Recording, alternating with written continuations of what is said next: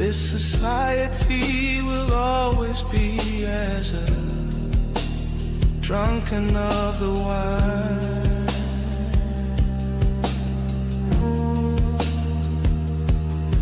Controlling all the senses for understanding great divine.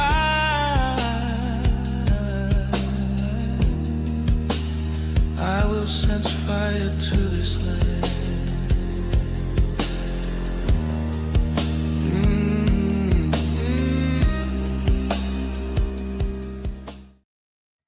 Peace and blessings. This is your brother Gabar, and this is IAMFIT Podcast. Are you fit to go God's way? Men going God's way. Let me bring in my co-host, Brother Daniel Alexander. How are we doing, sir? How are we doing today? I'm doing very good, brother Gabar. It's good to be here. Thank you, everyone, for joining us. Make sure you hit that like and subscribe button to help the algorithm, because we're going to be having a conversation today. And, you know, the longer I live, the more experienced I become. So things that would bother me maybe a year ago, it is now, I'm like looking at it from a perspective that, you know, I got to have mercy upon people, because I was just blinded, you know, sometimes in certain times in your life. A week ago, you think different, you know, when you're involved in your thinking. You know, now I understand when in politics, when someone is running for office and a video comes out of them in high school or in college, or, you know, when they first started their career, they had a point of view that now they don't view that way. And people say, well, you know, you're swinging you're a drifter, right? You change your mind depending on the party you're with or whatever the culture is going. But some people legitimately change their mind. And sometimes when you are like a public figure or somebody that is in the public in some way or the other, those changes, those evolutions are going to change, right? Like, I'm going to give you an example, right? Like, remember when I first began to have this conversation about we have to trust the text, right? And no more I'm going to go away from the text. So even with the virgin birth, I cannot push back too much on it. Although I challenge it or I question it, I'm going to stay close to the text, right? And remember that first time, and you was like, does Gabar believe that it does not believe in or believes in the virgin birth? Remember that? Yeah. That right? If we would have been in a church setting or in a cult setting or we cannot experience that. That little experience of be like, oh, okay. Because I'm pretty sure I made it okay to talk about it, right?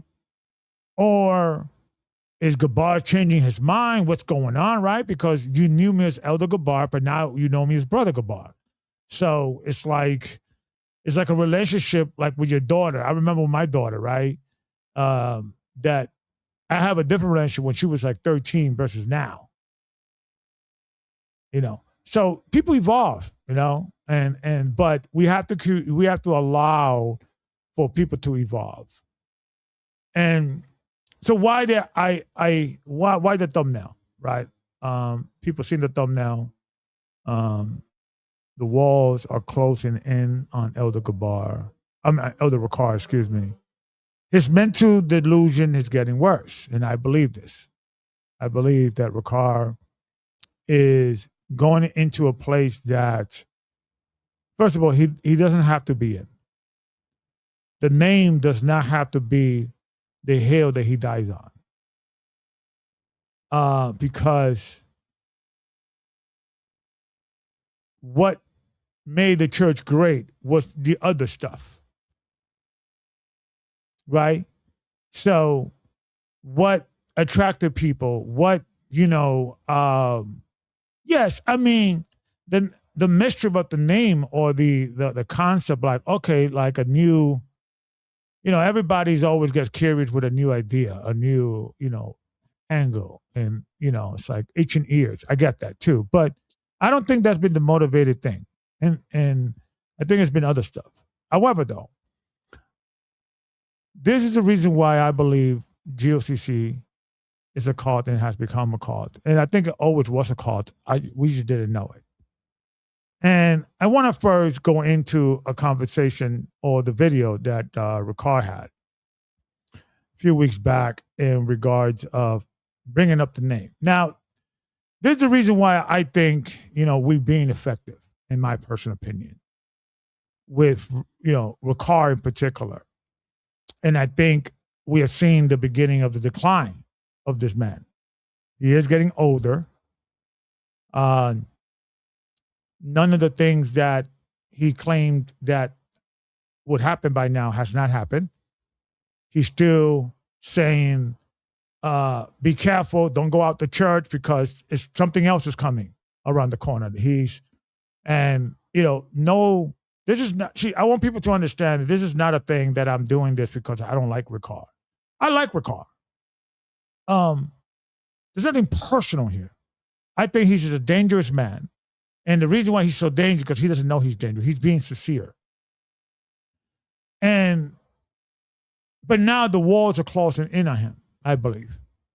People now within the church are having these conversations. Because I don't think they came in because of the name. But once the name was revealed to them, or this name that he claimed is God's name, which it is not, and GOCC need to understand that they are standing outside of every encyclopedia, commentary, understanding that has existed for hundreds and maybe thousands of years in regards to understanding of the Hebrew writing. Definitely hundreds of years. And I think what happened is Rawchaa comes from a community that is not, we don't know a lot of things. Everything is new to us. Or there's a lot of things that is new to us. In regards of information. Our education sucks. I've been on that, about a reading comprehension and the importance of that.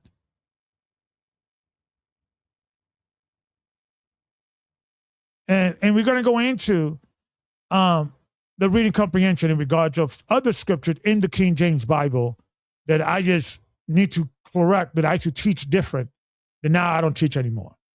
I have to undo what I've been doing. So it's not enough to just simply quit GOCC and think the problem is going to go away. Because this is bigger than GOCC. These are young men. These are people that are not educated in the subject matter and believe because they could find their name in a 12 tribe chart, it gives them some spiritual connection or some articulate or some intelligence in regards of these things, some spiritual intelligence. So let's have this conversation about Mr. Richard Shepard, Rawchaa Shiar. This video was downloaded, right? So that means they are addressing stuff that I have brought up and I'm questioning now, right? And they're trying to address it without mentioning my name, obviously. And listen, Rawchaa, I think the best thing you could do is ignore me. Because this only shows that you're concerned with, or I'm impacting the people. People are still listening, despite you telling them not to listen. And yes, you still have a strong hold on the people. But people are curious. And GOCC has become a church that I would say 60% of the people of GOCC probably don't even know I existed. Because more people have left GOCC then they stay in GOCC. And the longer we go and we say, let God deal with this, and this is a conversation I'm going to be having after this video, because I think within biblical believers, we are too superstitious when it comes to resolving the problems in our community. And when we get frustrated, or we figure out, or we cannot figure out a way how to overcome this issue, we just say, well, we leave it in God's hand. I think that's a handicap, and we should stop saying that. So let's play a little bit of this video, because I want to set the stage. Fair use. When the Most High Shabbat first gave us the ministry. So I want you to let's dive in. This is not a thing that we're going to be making fun of this man. We're going to start doing a deep dive in the mindset of a guy that believed that God is talking to him, that believed that God is revealing things to him that God is not. This is how it sounds like.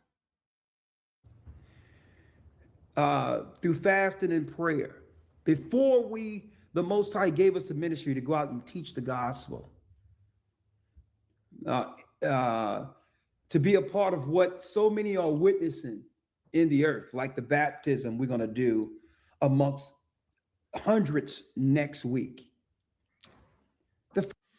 And cult leaders, they hype their impact in the world.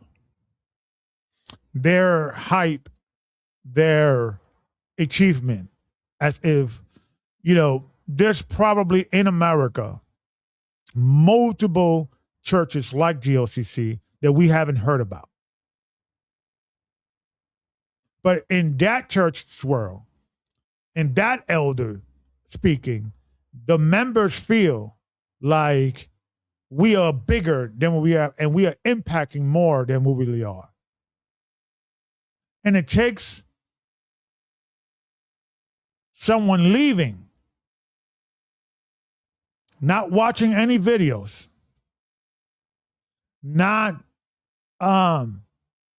just going on with your life. Just I'm not gonna watch any videos and just go on with my life. Just try for a month. You're gonna realize how insignificant the organization you came from is. It doesn't impact on your life. You don't see it. It's not even it's not even in your brain. And the further I get from GOCC, I realize, okay, because it's almost like you could stop watching Rawchaa for like 6 months and pick up the phone. I mean, pick up the television again and see him, YouTube. He's going to be talking about the same thing. Look at all his videos and all his channels. I mean, the title of all his channels. They're coming for you. 666, the mark of the beast. If this is the end, they're against the black man. They're against the Israelite. They're against us. Watch out. They're out to get us. The mark of the beast. Watch out. They're out constantly. It doesn't matter if you watch Rawchaa one of his videos 15 years ago versus one of the videos that he did, 15 days ago. He's in an automatic pilot. And look, yeah, go ahead. So I got a phrase for it. I call it the main character syndrome. When a person believes that the world that they're in is kind of like starring the plot of the theme. Right. I call it main character syndrome. Yeah. And once you step out, that's why I wanted my wife to step out of that nonsense. I wanted her to be out of that, because now she's seeing the world for what it is, because she's realized that the world or what she's been hearing all the time, it's a bit saturated. It's a bit, I stopped watching politics. I stopped,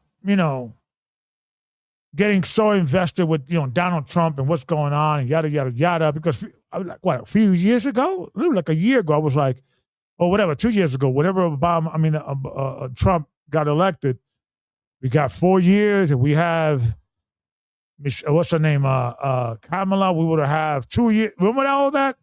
We were all into that. That's not healthy. We were still in the cult-like mentality, even back then, even as early 2 years ago. So you could leave the church, you could leave a cult, but you're gonna still have that cult mentality, or it's gonna take some time for you to get it out of you, because you keep hearing every week the same thing. And what Ricard is doing now, he's doubling down. So now you can see it more because he's inflamed more. And this is the reason why I think the best way to deprogram this situation is to keep demanding and asking, how do we know for sure that's God's name? If God revealed this to you, what is it? Is it a revelation from God? Or this is your theoretical pieces that we have to do some studies, some scholastic studies to figure this out? Which one is it? Because if it's a revelation, we have to have a conversation that how can God be talking to you, right, revealing the name, and only really what, 5,000 people in GOCC, if you much, I mean, because it's really saturated. When you start looking at the numbers outside of it, and once you now, okay, it's like you can look at the numbers objectively. Like we see GOCC, a Passover, 4,000 or what have you. That's not a lot of people in comparison impact into the world. That makes sense? Yeah. Because it's all projective. Like I remember my heart stopped or I was like, wow, when we had a 200-man Passover. When we were first getting started, we're like, yo, we growing. Because your heart, your emotion, your bias is locked into it. You want the church to grow. You notice every growth and you take pride of it. But when you start walking away from it and looking objectively, like, we're just a small little group that we're part of the much larger Christian Hebrew Israelite conversation that it's really part of the problem. And we're going back to the reason why Ricard is a problem is because if he keeps life is going to pass us by. If he keeps telling people that life is about to end any day now, that the end of the world is coming, it's not healthy. So now I'm attacking the name, and it was like, when I came up, a few months ago, what was this video? There was this video here. I don't know if you remember. This is the title, a cult, right? That was 2 months ago. We had this conversation, right? And this is when I began to say that Ricard's name, that Yeshaya doesn't exist. And we're going to go into that because now I think he's pigeoning. And I want to get, I want to ask you a question. I know you got to go soon, so I want to try to hurry up. But he's pigeoning, and we're going to go into it, that pigeon. But let's continue listening. The first thing the Most High did was deliver His name. Oh, sorry, where we went? What happened here? Okay, here we go.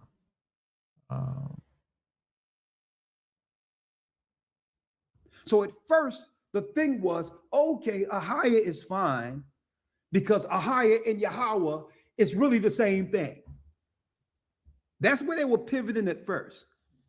You had one group came out and say, well, we're not going to use any name after saying Yahweh and Yahweh Shah initially on YouTube. Okay. Still, they say we'll do the name when He comes. We're just going to keep the commandments. Because the commandments is above the name. That is idiocy. That scripture doesn't say that. It's not no either or. Right. The Most High gave Moses the name. Then He gave Moses the law. So this is what cult members do and leaders. They will die on a hill in something that is important, like the name, right?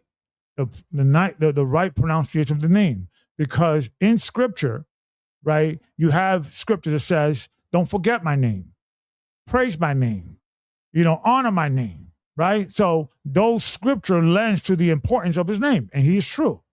But he is coming with the perspective, okay, he is going against what is in the literature in regards of the name. And he is presenting it in an authoritative manner as if it is absolute, like I found the name. And this is the cult leader type of a scenario that you can't reason with these people because their mind is already made up. And the fact that they are not even they are not even considering that perhaps they may be wrong.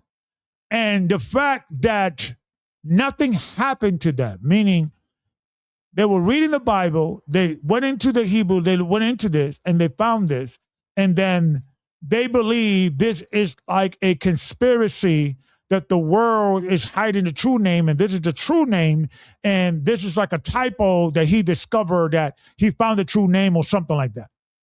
And then God directed him to this place. This is what he believes. No angel came down. He didn't have any, life-changing experience. There was a light gabar and I heard her voice. Nothing like that. The arrogance of this man to think that that's all he needs to be convinced. And then he's going to go out through the world and say, I'm convinced, and not even take a second look and say, let me make sure I'm right. Because when I was talking to him in 2009, I gave him the benefit of the doubt. Because in my mind, with my brain, I was like, archaeologists got to prove him right. There got to be something. If he discovers something, there got to be more evidence. And the longer I looked, I found nothing. I found things that he tried to bring out as evidence, but it was like, come on. The words you shot and the Dead Sea Scroll, which I'm going to show you guys, he misled you with that. When you look at the word there, you shot, and it's like added there, it's because when you read in the commentary, they put the word where it was damaged. The material, the writing was damaged, so that was inserted for the reader to understand what the word says. So he goes into these desperate, Hail Mary's explanation and trying to prove, see, they're hiding this from you. But there's no evidence that they're hiding it from that's his claim. This man is mentally ill. And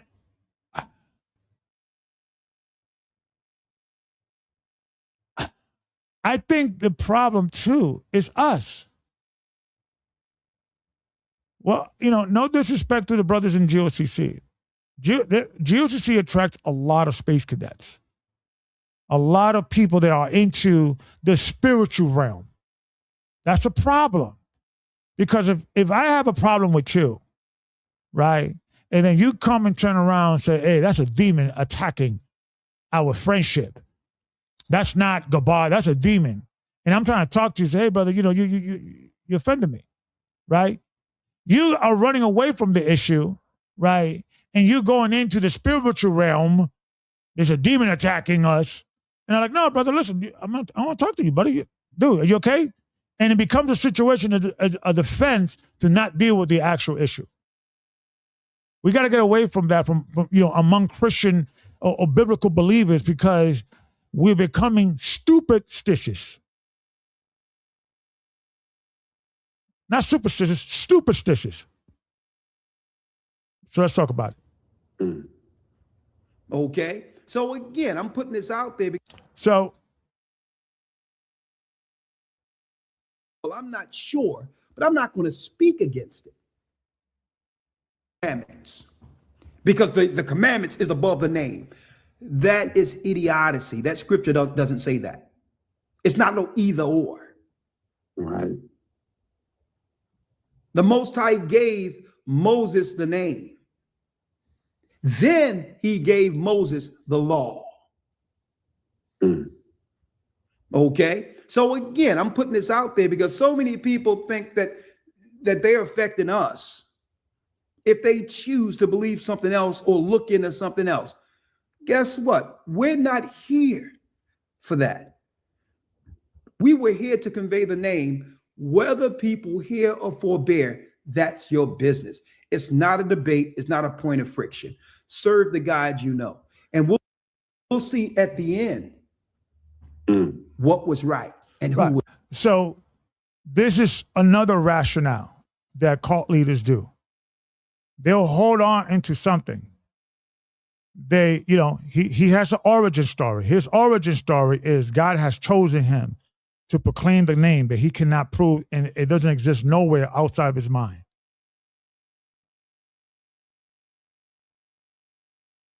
And I know a lot of you guys that are in that cult-like mentality are gonna say, "Gabar, you hating, you. Why don't you start your own thing and all that?" This is beyond. I'm not talking about church here. This is a cult member. He's a cult leader. This is not. He's doing the work. He's not doing the work. He's brainwashing people to make them think that the end of the world is coming any day now. Stopping progress, telling Black and Latino men not to advance their education and plan for the future, but prepare for the end. This is retarded, people. This is not healthy. And I've been around these people all my life, even when I was in Christian church.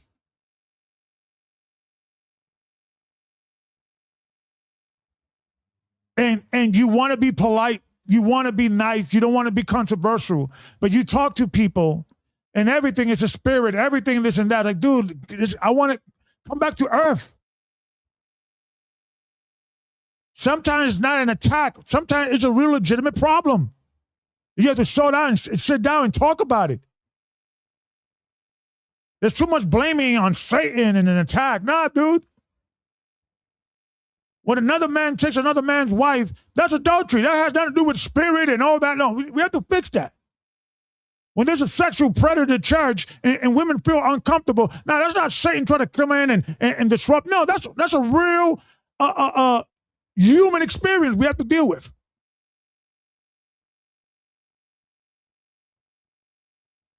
It's right. And guess what? These people that are against the Most High in Christ's name, you would be better off if you said nothing at all. And that's the whole thing. Now to try to put that fear, a name he came up with that is no literature at all. He just came up with the arrogance of this guy. And that's another thing with cult leaders and people that are so-called very spiritual. You start becoming very arrogant, because if you believe that God is talking to you every other day, I'm like, good Lord, who the hell is mine? If God's, I think maybe God sent me a message like about 10 years ago, but I don't know. But this dude, he has a hotline, direct line to God. God is feeding him all this information. It becomes an arrogant attitude. And this Ricard is the same thing as these pastors to be out there talking about God. Jesus is telling me a story. God is talking to me, brother. He has a message for me, through you, right? Every other Sunday, right? God is talking. It's the same thing. And now he's trying to put that fear. You're going, look at how serious his fear is. He's delusional. This man needs help. He needs to come back to reality. Why? In fear of you rejecting what you don't know about. You could be rejecting the same God in Christ you claim to believe in. You could. See that fear. Don't go out because you could die. Don't go out. Don't leave the church because you catch a demon. Don't go out. It's darkness. And the term darkness is a term that gets repeated a lot in these cults. spirit of darkness. Anything outside of church, that's darkness. There's a lot of unhealthy scenario. There's a young man that I forget, it was a thing I wanted to show, that he is trying to now reform the Christian church. And what he is saying is if you're a Christian and if you only have friends from the church, you should find friends outside the church and build relationship. And he broke it down that it will still develop, like, you start getting a bit arrogant towards people or unsympathetic to people outside the church. He explained it in a way that's like, you know what, I want to share that a little bit, but it does. It is the side effects in only having people with the same echo chamber, the same beliefs. Yes, man, we all agreed. And sometimes we need somebody that disagree in a different point of view. And if that different point of view becomes as a sacrilege or, heresy, it's not healthy. It's not healthy. You'd be better off saying, well, I'm not sure, but I'm not going to speak against it. See, that's a personal wisdom. No, you have to speak. That's how human beings resolve issues. And that's what cult leaders do not want.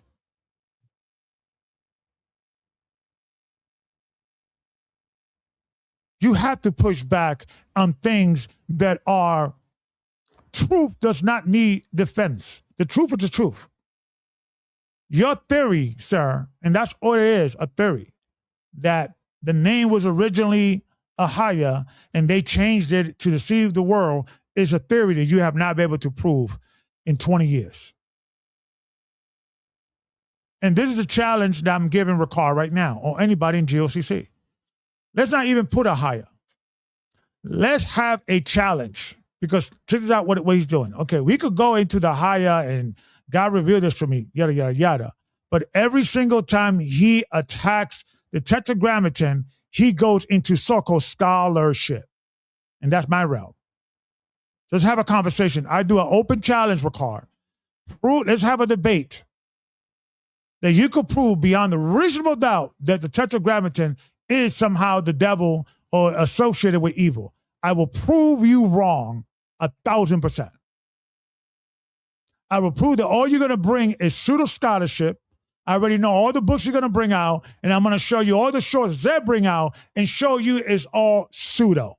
It's all, at best, opinionated, and is a fairly new idea.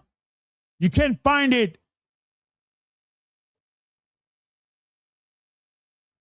I've been surprised 125, 100, 150. You can't even go back 200 years. It's a fairly new American phenomena.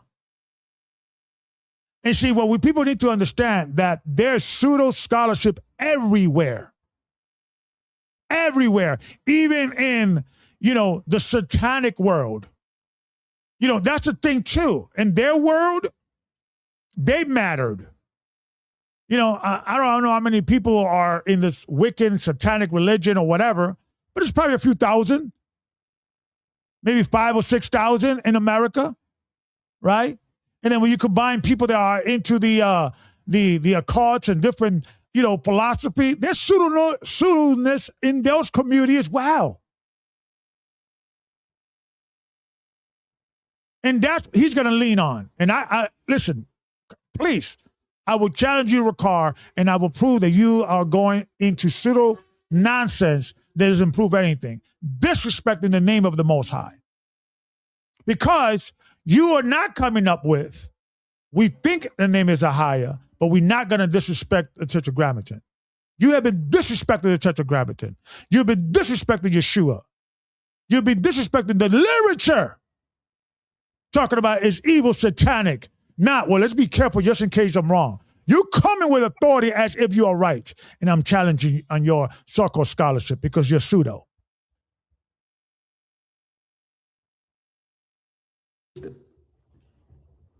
See, I've sat before scholars.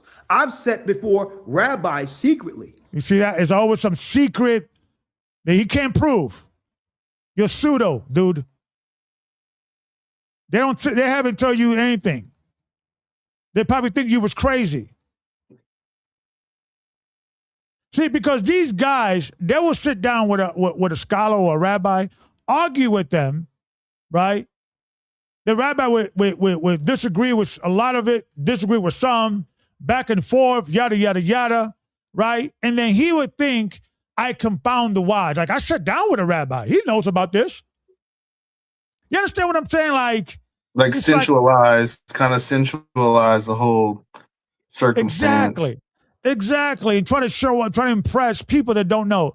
Ricard is the poster child for the Donner-Kruger effect. The One West Hebrew Israelites leaders are the poster child for, let me go here real quick.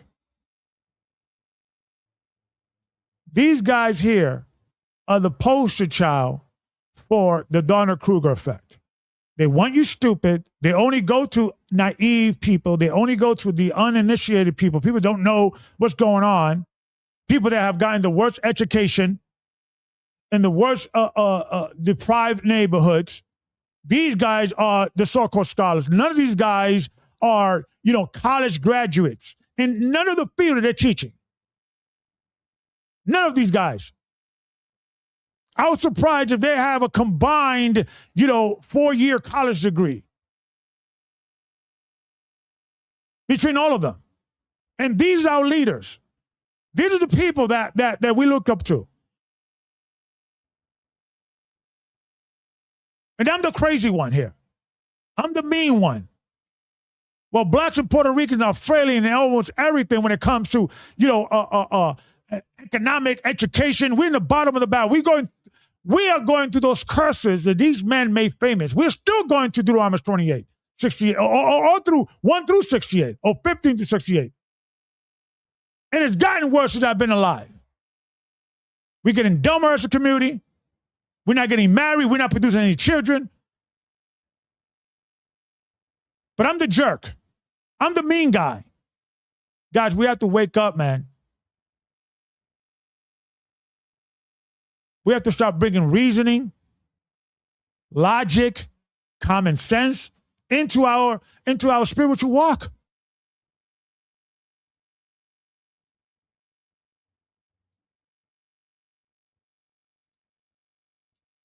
This is the Hebrew scholar, a high school graduate. I don't even think this dude graduated from high school. No disrespect to lawyer.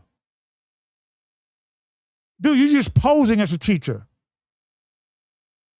This is like, in the lowest level of ghetto-ness. He's like, it's like, the grandmother saying, Hercules, ooh, look at these months, look at my boy. I'm so proud. He's a teacher. Didn't go to one credited school ever. We have to increase your standard. Yeah. So let's listen to a little bit of Mr. Lawyer. And lawyer, dude, listen, you don't know what you're talking about. I love you, bro. You don't know what you're talking about. You are making black people stupid. You're continuing this stupid idea from One West and think that you are bringing a point when you're not. Now, believe it or not, there are other references, other places where Ahaya can be found. Okay. So you hear what he said. So they know, right? I don't know if you guys have seen that the name Ahaya has existed in other places in the Bible. I think I brought it out a few months back, a few weeks back. Let me see if I can find it here. I'm looking for it. Yeah, I got so many slides. It's insane. Where are you? Okay, here we go. So they know. And this is where the pride comes before the fall. They know. They know Ahaya is there in other places. They know. It just means to be. I will be, I will be, I will be, I will be, I will be, I will be. They know. And I'm not even finished yet. They know. And they still teaches the nonsense.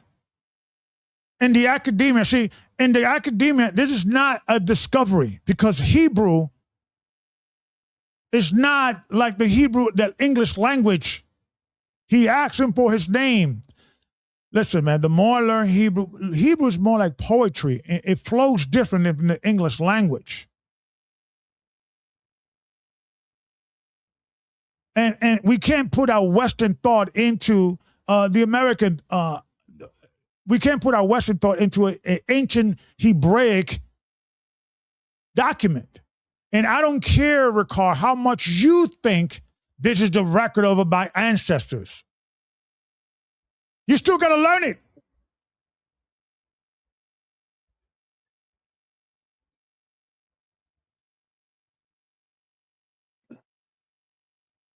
Okay. There are other places. If we have time, we'll show those as well. But for the sake of time, we are going to go on to the next. And see how they treat it as if it's not a big deal. No, it is a big deal, lawyer. Why are you saying, why is that God's name? Why does it appears in several other places if it's God's name? Lending to the theory, to the idea that that's not God's name. The evidence that that's not God's name. And this is the thing I know, that these guys are hiding this because they did not explain this back in 2009 when I was talking to them. I didn't know this until like, real talk, like 9 to 10 years into the church. I didn't know this. And I remember bringing this out to Ricard.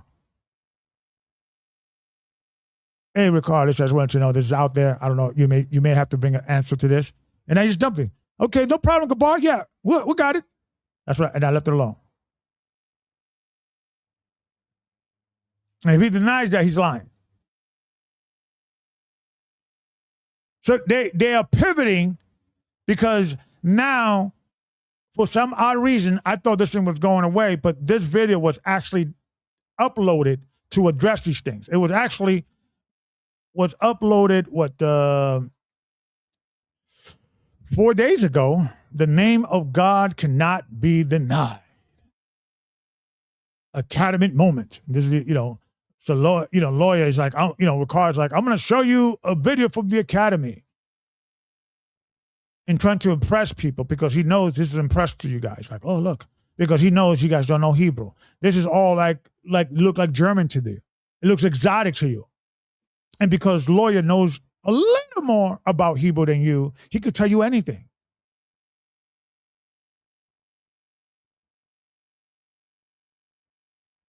Name in our document, which is the name Yeshaya.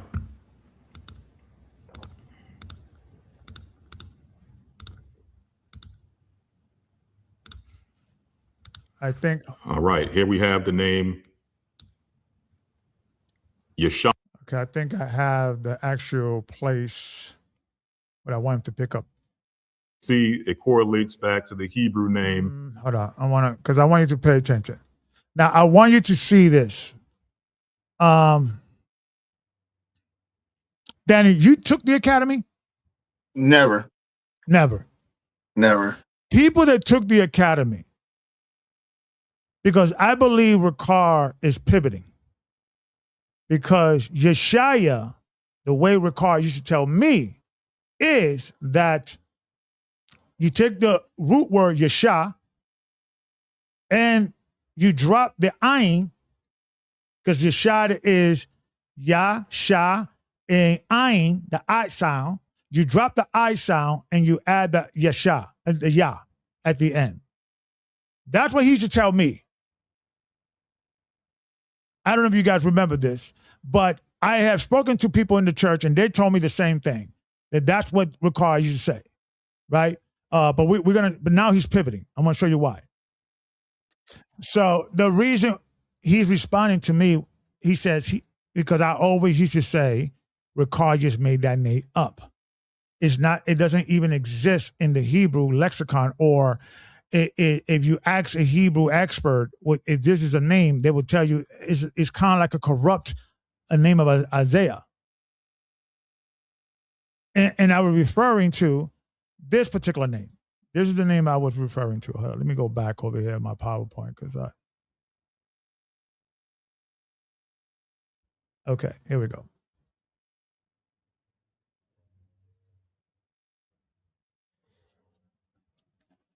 Now, let me, hold on, 2 seconds. Let me do this, 2 seconds. Let me do this. Let me do this. Let me do this. Okay, here we go. So, perfect. Okay. So,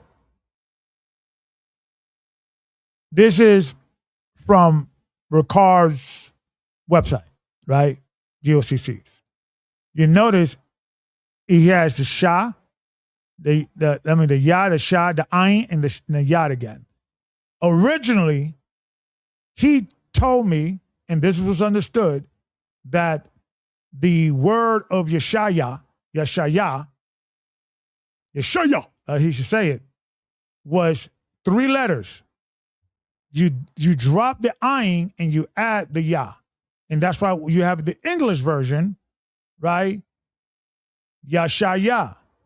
If you're going to add the ayin, it's supposed to look like this with the I. That makes sense? Or in the Hebrew, it would look like this with 3 letters, Yashaya. So that name doesn't exist in the Hebrew lexicon. If you ask any rabbinical rabbi and things I mentioned now, what Ricard now is pivoting and saying the name is like this.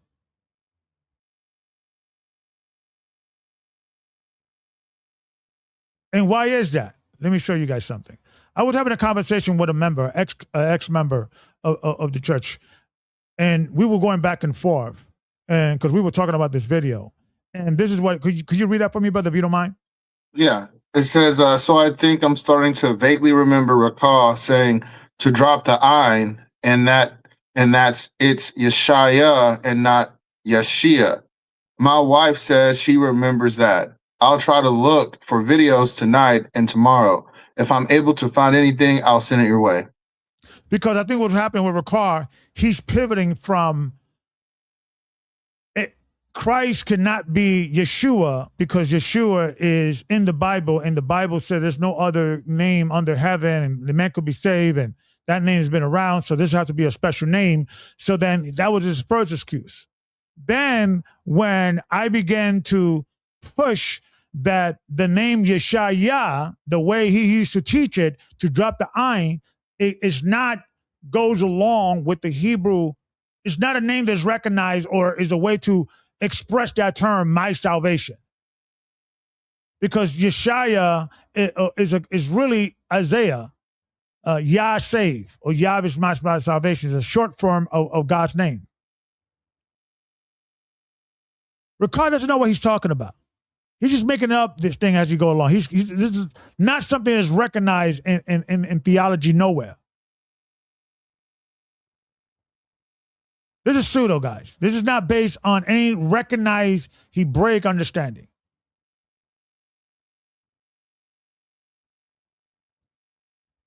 Let's remember this conversation we had a few months back.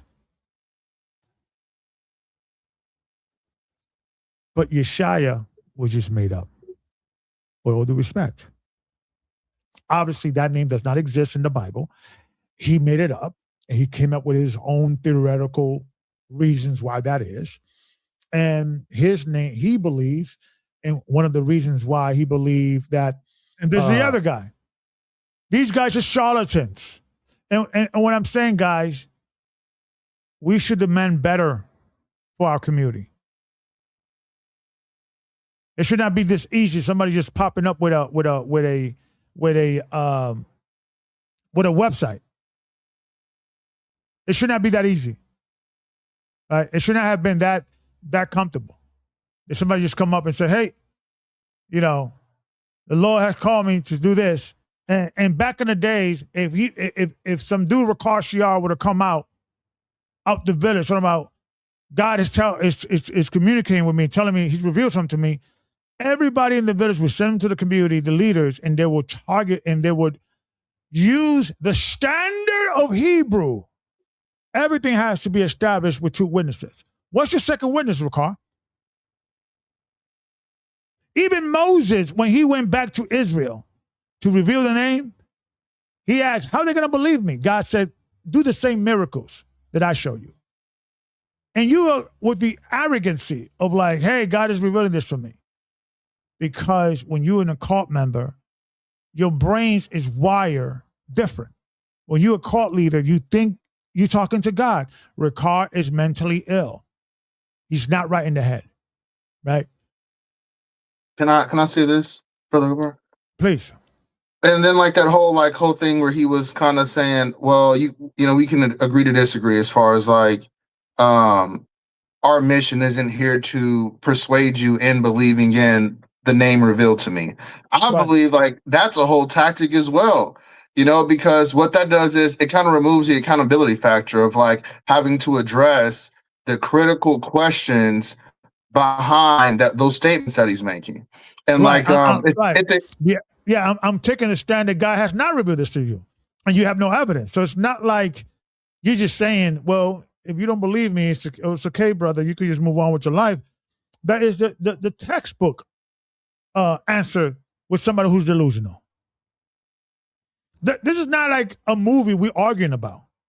You know what I mean? This is not like, don't you care that I don't know the name that's been revealed to you? Like, let's say I did believe that God revealed this name to me, right? And I believed it.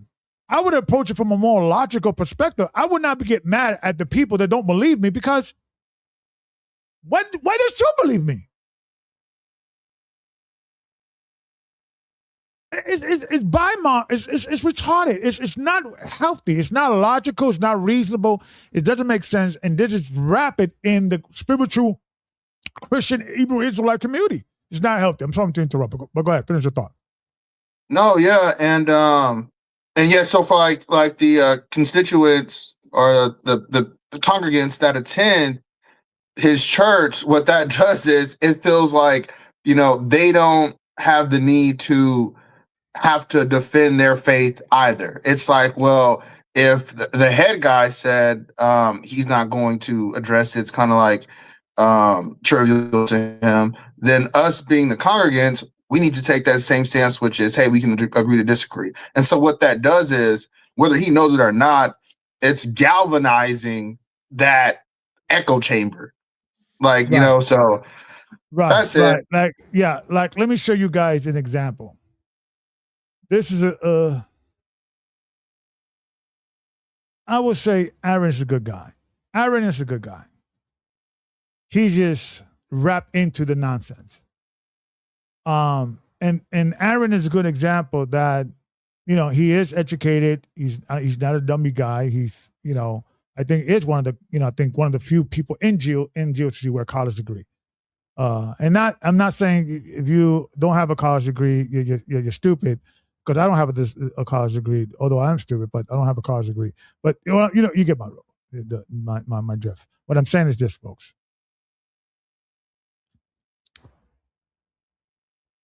It's easier than we think for us to believe something is not real. And we do it all the time.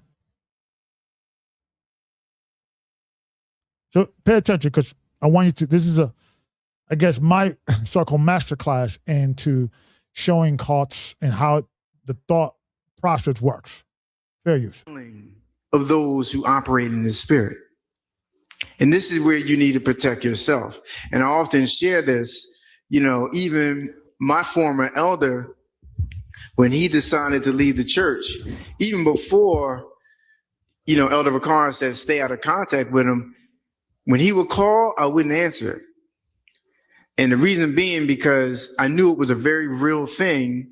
When you see people who are operating on a certain spirit and they're out of the church, they can seduce those out. So I didn't want to put myself in a position where I was getting confused. So he would call, I wouldn't answer. Because I said, and I even told Bishop Samar this, I said, man, I can't take that call because I don't know how strong I am. And what happens if you know, I start leaning his way and then I start receiving some of that darkness and then, what's going to happen then? I don't even want that darkness in me. I'm allergic to it. You understand? So you see now how he views it. Yeah, that was a case in point example of what I was talking about. Yeah. Because now, instead of let's address the issue, right? Let's throw in some spiritual component. I just don't want the darkness and all of that, right? And what was the darkness, Deacon Aaron? What was the darkness that I was calling you about? Was I upset about what was going on with Gaja? Well, what was upset like what the heck is going on? Are you guys allowing this? What's going on here? That I'm the dark guy. I'm the darkness because I'm trying to bring to light that dude who's running around, molesting and taking advantage of women. I'm the dark guy. I'm calling you, being pissed off about that, and you're not picking up because I don't want Gabar to just sway me.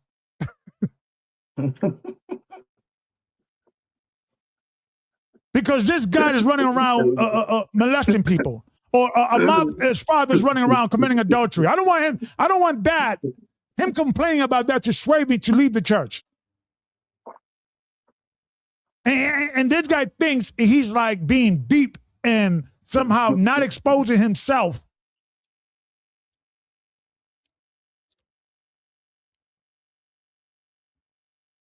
I'm telling you, and this is how, it's like, what I'm trying to believe, that these guys, they kind of respected me, but they really, really wasn't really being real with how they really felt about the situation.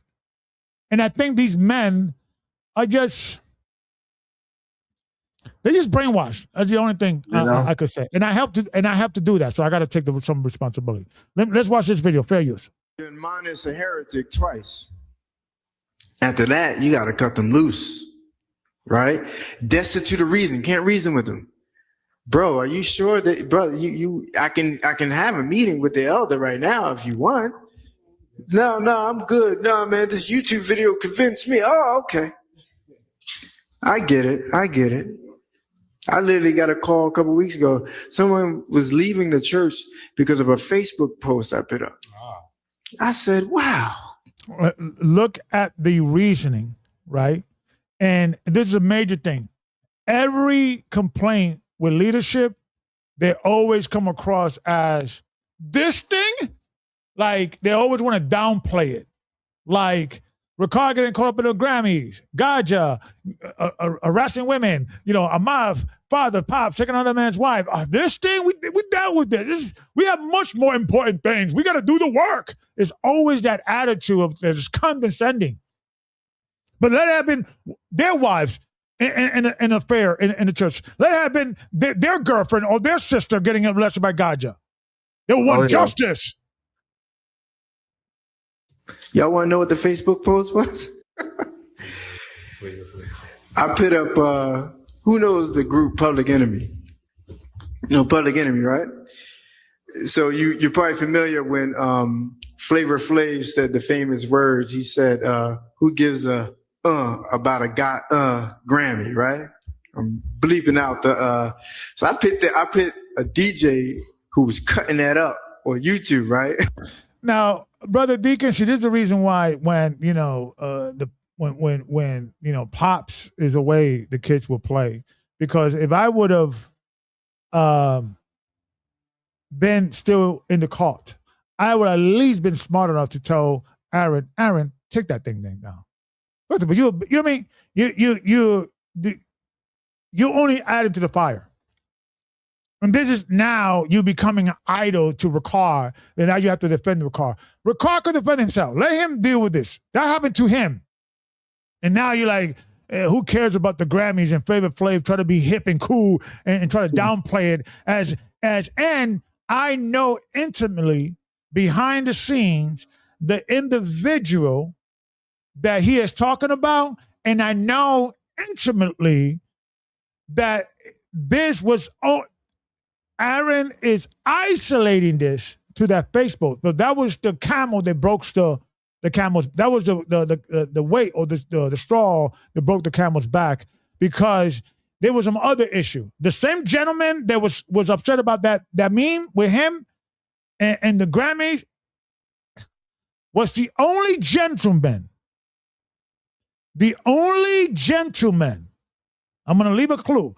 The only gentleman that when Ricard asked the congregation, all the leaders in the camp and all the leaders in the tabernacle, does anybody has any questions about the situation with Amav, Pops, and the whole situation with Brother Troy?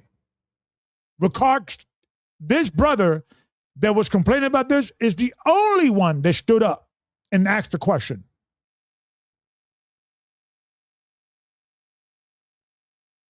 The only one. And if Brother Leonard, Sister Shirley's husband, know who he is because he went up to him and told him, thank you, brother, for saying something because it needed to be said. It needed to be asked about Ahmad's father, and that whole situation with taking another man's wife. Not an officer, not a deacon, not a bishop, not Brother Leonard, not Deacon Aaron, not Bishop Shamar, not Ariah, none of those dudes. A dude in the back was like, yeah, what's going on with this thing, Elder? Respectfully. The only one. So Aaron is trying to pretend that this thing is an isolated incident, like, some brother got offended for just a post. No. And this is how these cult leaders, they trick the sheep. Yeah. Because they presented everything from like, oh, look how ridiculous. So by the time it gets around to the brother, people think, oh, you just got offended for that little thing? It must be something else. It must be a spirit. I think the elder was right. That's the game they play. Not dealing with the actual issue.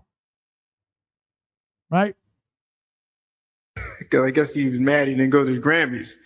And I just put it up on Facebook. I said, the mighty words of Flavor Flav. Who gives a about a Grammy, right?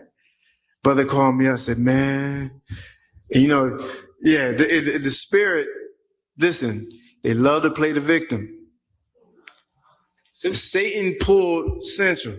Satan got a third out of heaven because he played the victim. See the angle they're going with? You see corruption in the church? Oh, you're being a victim. You're playing the victim. Right? Ricard says that the Grammys is satanic.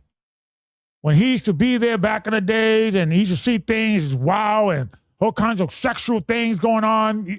And he's taking a picture as a spiritual leader and as a public figure, he should answer it. But Aaron, you're trying to now use it that people are upset about it, right? Now their grievances is somehow they're being a baby crier and a victim. This is manipulation. This is what he's doing. Wow. That's why you got songs out back in the day called No Sympathy for the Devil. Or Sympathy for the Devil. I think it was a rock and roll band that made that. And everything is over the devil. Now deal with the issue, dude. You didn't see the devil. You didn't smell the devil. You didn't taste the devil. You just saying the devil this, doing that, thing, the other. Nah, dude. And this is what these so-called spiritual dealers do. They try to reframe everything from a spiritual thing. No, it's not. He's not upset about because Ricard's been complaining for many years about the Grammys being satanic, and he shows up in the Grammy, and he should answer it. No, it's not that. It's the devil.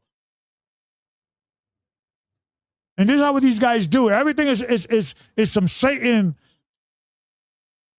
secret, agenda or something. No, dude, this is human reaction, human experience. Get over it, deal with it, and stop moving the goalposts into some spiritual attack. Song, right?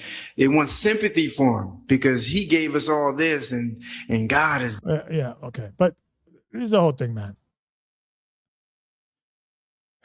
Because if we don't point this out, and this is I'm going about, Ricard pivoting and changing and things and lying, just exaggerating things.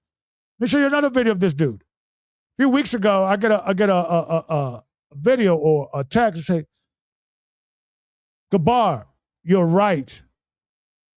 Ricard is a liar. What are you talking about? he just said that you cannot read the Bible in Canada anymore. And I looked it up. That's not true. They just passed a law that you got to get a permit if you want to do street preaching and do some form of, speaking out loud or any spiritual, you just get a permit. Yeah. But right. But let's see a little bit of this. Fair use. Anyway, I got a call from Canada. Check out the new law that was passed in Montreal, Canada, and the Quebec area on the side of the French, what the French controls. We have some brothers who tried to go out and speak yesterday, only to be faced by law enforcement. Right? And the law enforcement is like, well, according to the new codes and law, it's prohibited for you to read the Bible out in public. So I looked it up. Is it illegal to read the Bible in public? So let's read that. This is public information. Let's read this real quick, if you don't mind, brother. Yes, sir. Canada has not passed I'm sorry. any. Go ahead. I'm sorry. Canada has not passed any new law that criminalizes or bans reading the Bible in public. This misconception stems from Combating Hate Act, Bill C-9, which amended the criminal code to redefine hate crimes and expand protections for places of worship. Right. So if you are an abortion clinic, you cannot stand outside and preach. That's a sin because that's considered hate speech. That's not saying if somebody wants to go to the park and just open the Bible, and there's people actually online doing this to prove people wrong. Going up to police officers, hey, sir, if I'm breaking the law, what you doing? I'm just reading the Bible. Just look it up. The people are doing it. It's a joke. But guys like Rawchaa will take these because what happened is guys like this, they'll take a headline. The Bible is being discriminated in Canada because Like they want TMZ. eyeballs. Right. They want eyeballs on the news, whatever, on that article. And someone like Rawchaa will jump to that and say, you see, to keep you scared, to keep you scared, to keep you scared, to keep you scared.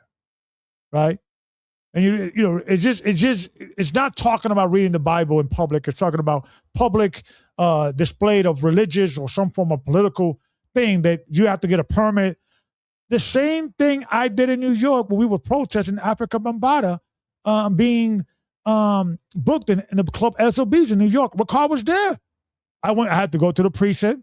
I had to give like a $25 money order. I had to write it to this department, and then they give me a thing, and they say, okay, you could be from this time to this time, and they will allow you to have the microphone within that time and time. It's almost identical to that law. Yeah. But with some restrictions that you cannot go in certain places and harass certain clinics or certain people and things of that nature. That's not telling you that you cannot read the Bible in public. But guys like Rawchaa, always fear-mongering, that's what they do. Montreal.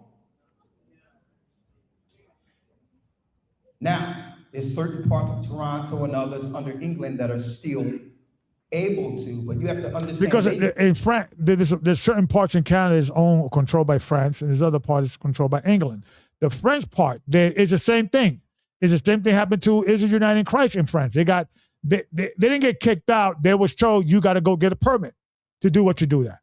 And they spin it like, oh, they're stopping the word because we're telling people are black. No, dude. These guys always spin it as the word's against them. It's part of their identity. There's always a conspiracy to take them down and be careful. And anytime you question their thing, you're selling out. You're a coon. You're with the man. I'm telling you, this is not a healthy way to live, man. No, it's not. It's not healthy, man. And I'm going to die on this hill. I don't care who I offend.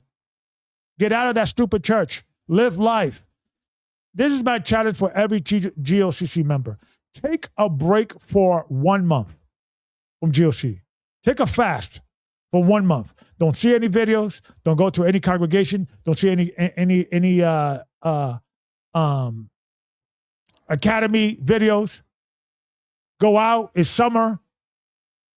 Get in shape. Try to get in shape. Try to lose 10 pounds, 20 pounds, whatever. Just pick a hobby. Pick up chess again.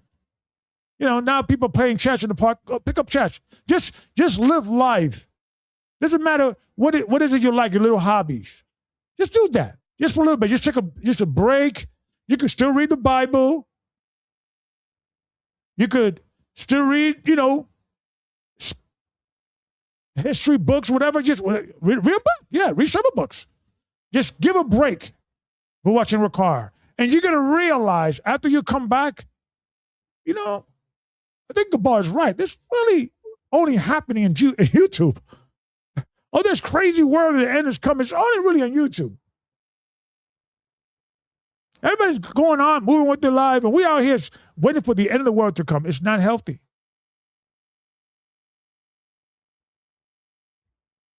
It's not healthy, folks. And we got to stop it. We got to stop it. Can I tell you a funny story? Please.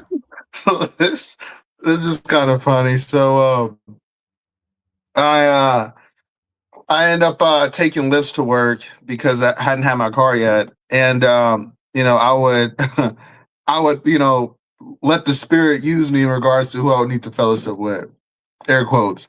And so there was this one sister, and she was driving, and I started talking to her about the Hebrew Israelites, and she was like. Yeah. He was like, why do you brothers always do that? She was like, why don't you ever talk to me about like your favorite video games or like your favorite movie? Why do you always gotta talk to me about the Bible and this and this and this and this? And in my head at that time, like I reflected on it, and I was like, well, woman, because those things can't save your freaking soul. But then I'm thinking about it now with this new angle, and it's like what she was pretty much wanting was more of like a human interaction, or like a more of an organic interaction. Like, she's not saying that don't talk to me about this, but don't force feed it and be normal. And then when it organically leads to that, the conversation will be a lot more tasteful. Well, so let me tell you why. Yeah. Let me tell you why there's an urge of us doing this. Because if you've been brain fed that the end of the world is coming, it gives you this urgency that you got to spread the news before the end of the world comes. So it doesn't give you enough time to say the end of the world is not coming, right? And maybe do this instead. And this is something I should teach when I used to work in GOCC. Don't tell people anything about what you went to spiritually. Just be. And then let the people see the difference in you. But if you're in a hurry because the end of the world's coming, the urge is like, we got to tell people. That makes sense? Yeah. So it's like automatic pilot. It's like, and then that's all people hear. Christ Jesus is coming. You know what tribe you're from, right? You know the Lord not done with. And like, oh, dude, and we don't have time to just take on and be Christ and be Christians and spread the gospel that way. It's not healthy, man. It's not healthy. I put the link below if somebody wants to come in. I know you probably have to go soon. I know you have to be at work and stuff for someone, but at 8, you got some time. Yeah. So it's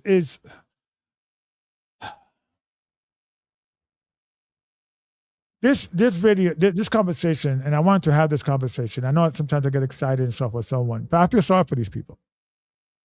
Because they're gonna be angry when they get out. They want to get angry I know Deacon Aaron eventually, give it some time. They're going to wake up. We have to just keep talking about it and make them uncomfortable. And they're going to call you, demons and spirits and the devil. We can't feed into that because that's their coping mechanism. You kind of have to look at them as, mental patients. Forgive them, Father, but they don't know what the heck they're doing. But we have to poke the bear because we got to expose the delusion. Because if we do nothing, nothing will happen. But we do nothing, something will happen. And that something is people wasted years, wasted, dreams, just, yes, it's not that cults are not all bad. The reason why people are in it, because they provide something that people need: hope, answers to questions, Camaraderie. community. Yeah. People have gotten married. So that was good, is what is keeping them in something that is bad. In delusion. And defending a doctrine that doesn't exist. A name that is not in the Bible. It was just made up by someone. And I'm understanding, it's not a functional name. Yeshaya, those 3 letters, as Ricard explained to me, and he has explained to others. I'm a witness, and I got another witness. So Ricard, you had been saying that. And please, folks, if you've seen videos and you have any written evidence of that being, to prove that to be true, send that over, because now we have to start attacking the bear, attacking the delusion. GOCC, we are going to be going forward. This channel is going to be GOCC Intervention Center. We need to troll. We need to ask questions, challenge debates, continue the conversations going. Don't let them, just dismiss you by you're a spirit, you're not doing right, blah, blah, blah. And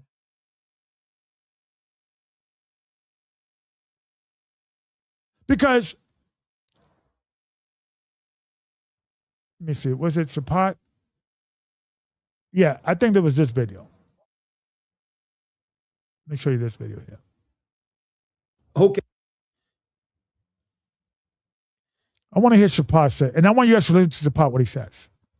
Okay. When the cameras weren't rolling, they couldn't deny it. They know that it's the name. That's not true. He's lying. See, but Part of being a con artist is being confident in his lie. You got to double in. And it's not that, it's not that in his mind, he doesn't believe he's lying. That's how he remembers it.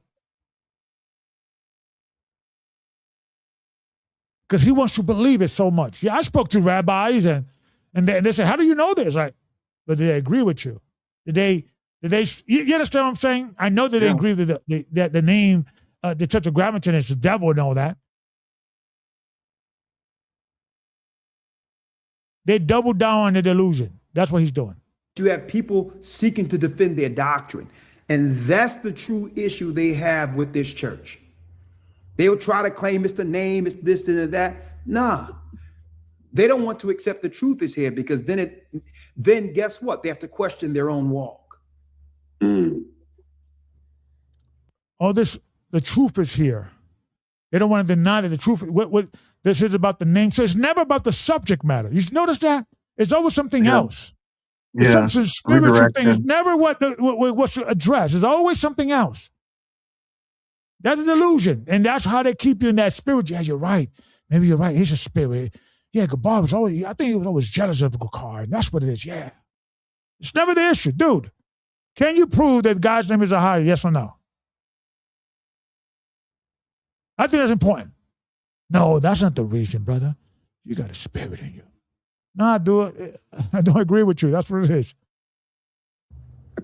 Okay. And guess what? Ignorance will not be an excuse down the line. Well, I was doing what I thought was right. Well, guess what? No. That's on him. I'm not on the side of ignorance because I'm staying true to the text. You have to go out the norm. You have to explain this. I don't have to explain nothing. I'm safe. I'm with the literature.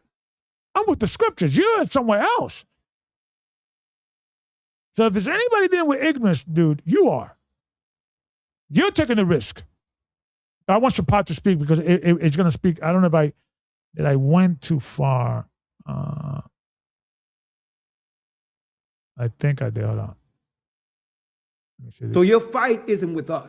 Now comes Mayouter. Okay. Go back to the vomit. Go back to the darkness, that you believed was your light, instead of arguing what the Most High had presented. And if I may, Elder. What he's claiming the Most High has presented. That's the arrogancy. So you gotta catch him. You gotta stop and say, no. You're claiming this. You gotta put them in the corner. So no. You can't just establish something. And that's what a lot of these dudes do, like even Captain Cesario. They just establish certain they just say something is true, so then it's true. Just because it said it. Like, dude, what's your source? It's the same delusion of all these one Westers do the same thing. But I want you to listen to Chapat. I believe, and I could be wrong, but I believe it's not just his name. It goes hand in hand with Christ's doctrine too. And what I mean by that,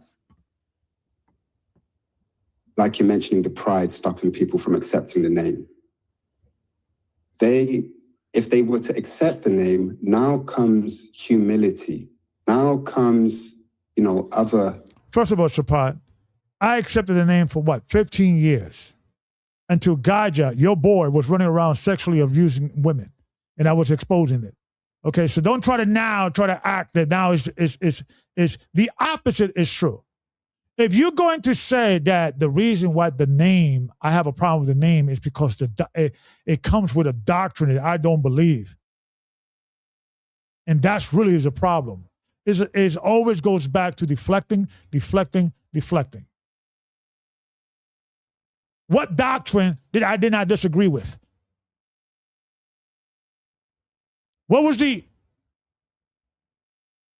And just because you disagree with a doctrine doesn't mean that Satan is taking you away.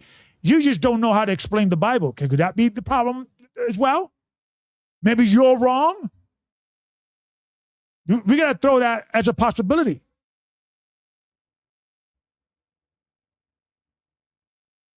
Who's a validator? Who's right or wrong here? Shouldn't it be the evidence, the facts?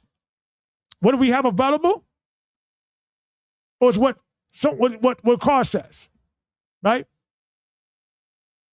And we got somebody coming in. I'm going to bring you in a few minutes. Doctrinal things as well that they would have to do, but they don't follow those things. Hence the pushback, hence the pride, hence the lack of mercy. You know what I'm saying? Yeah. No, we don't. I don't. I really don't. Yeah. And Chapat is a good example of you look smarter when you say less, right? Like you look more intelligent. You sound like you got it all in control when you say less. But when you open your mouth sometimes, and now these guys, you're starting to realize, because this is my fear about Rawchaa and the leadership with USCC. I don't know, is Chapat is gullible, or he's just with a meal ticket? Is Aaron is gullible, or he just won a meal ticket? You understand what I'm saying? Like, are they taking advantage of Rawchaa because they know this dude is delusional? But, he's giving me a paycheck. I got a job. I got a position. I'm good here, right? I'm not going to question him, right? Is that, I don't know. Both are bad, but if that one would be the worst by far, if you ask me. If the meal ticket would be way worse to identify a person's disposition than the absolutely. I think we have Brother Fresh or Sister Fresh. I don't know. Unmute your mic or your end. Yes, sir. Shalom, brothers. Shalom. So what you got to add to this conversation? What say you? Great cook once again. Gabar and Brother Daniel just here enjoying the podcast. And I mean, you dropping 100% facts as usual regarding Rawchaa. Like I said, I was a member, so I know you're not making up stories here. I haven't watched. As a matter of fact, sometimes I just watch it for entertainment now, just to laugh. And like you said, it's the same old, and I don't mean that in a bad way. It's just like, like I can't, I laugh at myself. So I can't believe that, I used to really watch this. But after a period, if you got some kind of sense, as you said, you will start peeping like, hey, it's the same stuff over and over. We're talking about the same stuff from 10 years ago, 5 years ago now. And my thing that I was really like noticing was like, is a whole lot of fear mongering for someone that's supposed to be teaching faith and not fear, because the Most High and Christ didn't operate in fear. So it's just funny that the members aren't picking up on that there's a whole lot of fear mongering, and really it does get you to a point where you're not living your life because you're constantly waiting like around for a meteor to hit you or something, so I'm just so glad that I'm out of that. And I encourage anybody who's listening to just try it out, at least. Like you said, just don't watch the video, just miss a Shabbat or two, keep it in your house if you want to, that's fine. But you don't have to go to church or whatever, and just try it out. And to me, I don't feel like I'm in darkness. I don't feel like I'm definitely not back out in the world. I took what I've learned, and this is what you can do. Just keep your faith in the Most High, follow Christ, and that's it. That's all that it is to it. And a couple of people that did tell, like, I sent this broadcast to one of the sisters just to see what she's gonna say, because you've been called names too, like, oh, watch, don't follow him because such and such, and I'm like, whatever, So, but yeah, it's good. Like, again, another great show. I'm just here watching. Yeah, because, and I appreciate it, because it's like, it goes back into the, what is Deuteronomy 8:18 is saying? This guy is like we should invite him to the show. He's like our co-host. he was like, highlight my comment. So I'm just highlighting his comment. This is the first one. I could watch it and record 15 hours or 15 minutes ago, right? He is still talking about the same thing. Yeah. It's automatic pilot, and sometimes it's funny because it wasn't like I used to complain about that, right? Like, I used to have conversations with him. It's like, that's part of the reason why I thought he left too soon. I wanted him to come back. I thought this whole fear monger. I used to express that. You understand what I'm saying? So it's like, there's a saying that, relationships end with something that you knew about the person when you just met them within 15 minutes or 15 days, whatever, very early on to the relationship. And there's a reason why sometimes, man, this is for everybody who's listening. Forgive yourself for mistakes that you did that only time could have taught you. Sometimes it's time, man.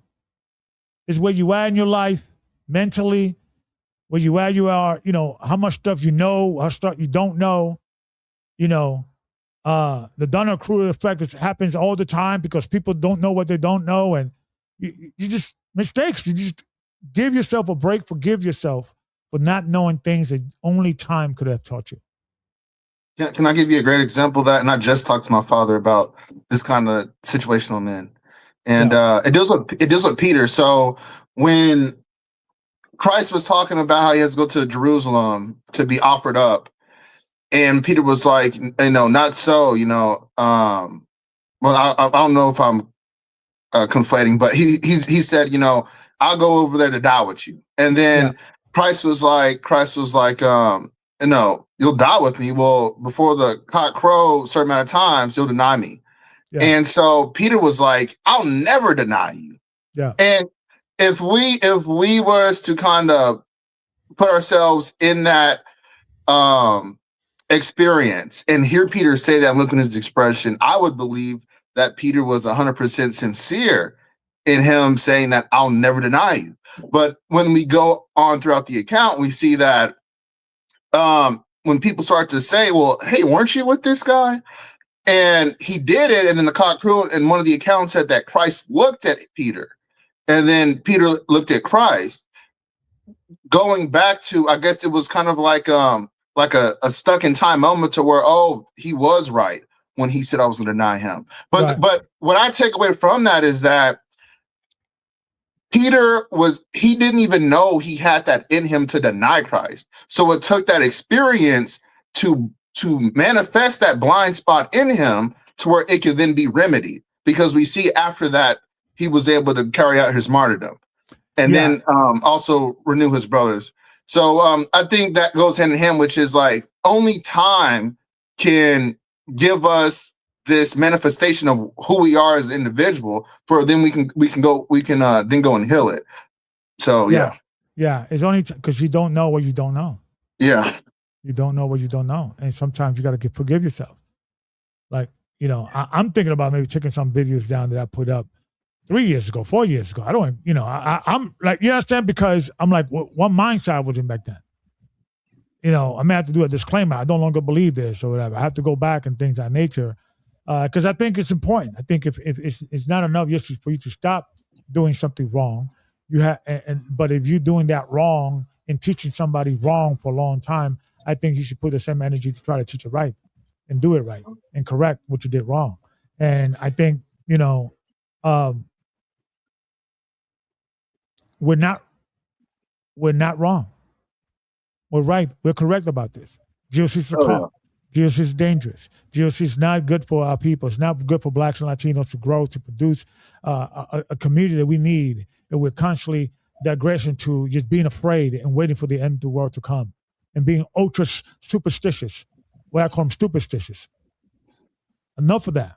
We have to. If we can't be having, I feel like GOCC is like the insane people the insane center has taken over the jail, the asylum. The crazy people are in charge.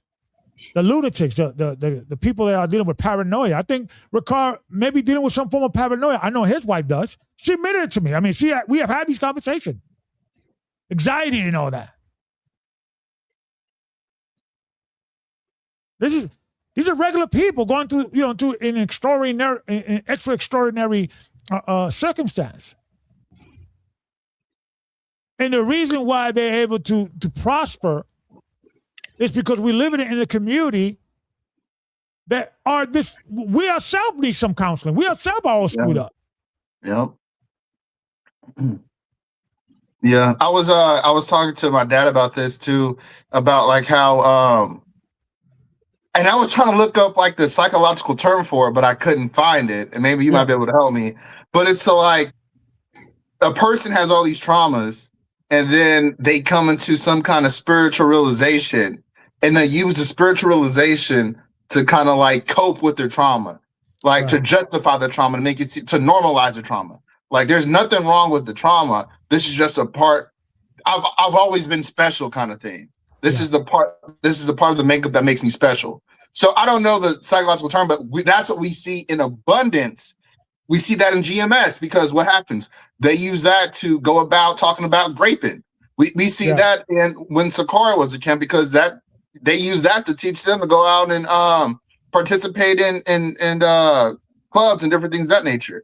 Yeah. And so, I mean, so that's what I gotta say. Yeah, and I know you got to go soon, but thank you for sharing. But you're right. It's like one of those things, man, that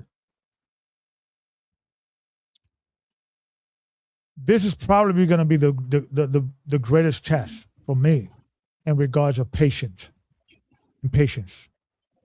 We got to be patient, but we cannot go quiet into the night. This is going to be the central command for waking up people from that cult. And not only that cult, from all the One West churches out there that are not good for the community. I said it. They're not good. They're not good. They haven't produced anything positive for the community. Because, the commandments of God, I get that, yada, yada, yada. But you know what? We're supposed to have done that. Like, we're supposed to do that. Mm-hmm. So just keeping the commandments, okay, that's great. And you need to understand is that the idea of African-American, Latinos, indigenous people being of the tribe of Israel, that had already have come out independent from the One West teaching. It would have come out eventually. They muddied the waters. That's what they did. That's all they did. They made it a thing that's now an embarrassment, not a thing of interest. Like, oh, you one of those crazy dudes. Yeah. It's like they got in front of it so they could exploit it. Yeah. I want to sit down with Barack Obama. I kid you not. I want to sit down with him and say, I was with a church where my leader thought that you was the Antichrist. And I'll be telling me the truth. I'll be telling him the truth.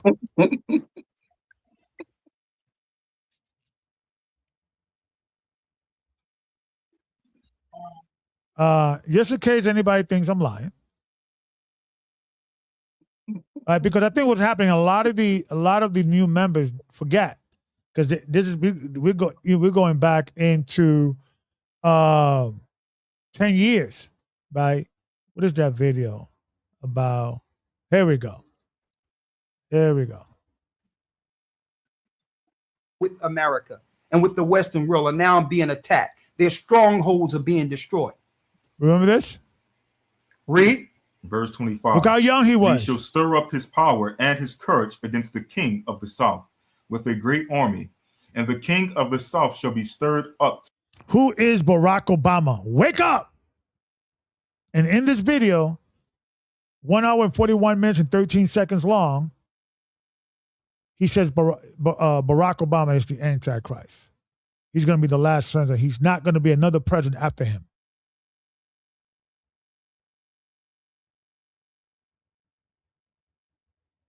I want to sit down with Barack Obama and say, hey, I was with a church that, believe this.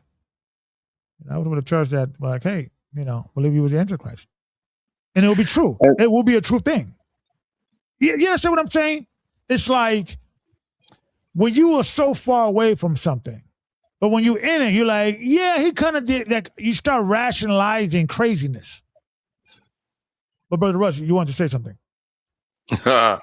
Yeah, he definitely. I remember one lesson where he said, "I'm gonna show y'all where Barack Obama is written is in the Bible," and I remember him going to some certain scriptures about something about it came from the north or whatever have you. Yeah. And then on a whole nother lesson, he used that same scripture but talking about something else, and I was like, "Well, hold up! I thought this was the scripture that you were talking about Obama coming from the North America or whatever have you." And it just like, man, it just like I said, complete madness, and like you said, embarrassment.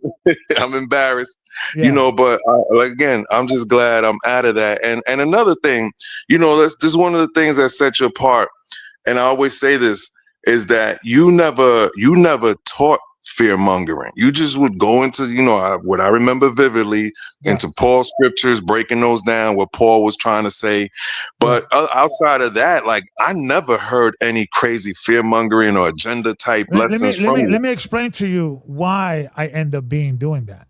It's because I was complaining to Ricard that people was complaining to me that all Ricard teach about is the end of the world. I kid you not. I said, in a respectful kind of way, they were saying, Elder, we want to know basic law and understanding the scripture. So I complained to Ricard and said, Gabar, you do it. It's called the law class. Remember that? I started doing that because Ricard didn't want to pivot into this fear mongering. Wow. It's I want to read this. This man has not changed. But go ahead. You were saying? So this is Damascus Entertainment 7. So I'll just put his comment up. It's called religious psychosis. My father suffers from it to the point I had to end our communication. It's definitely a mental illness. So I went ahead and put in the definition of it. And this is what Copilot, it says, religious psychosis occurs when religious beliefs or experiences become intertwined with hallucinations, delusions, or disconnection from reality, affecting daily life and mental health. So that's exactly what I was looking for. And a Taurine key is when they start accusing you that you don't have faith in God if you question them.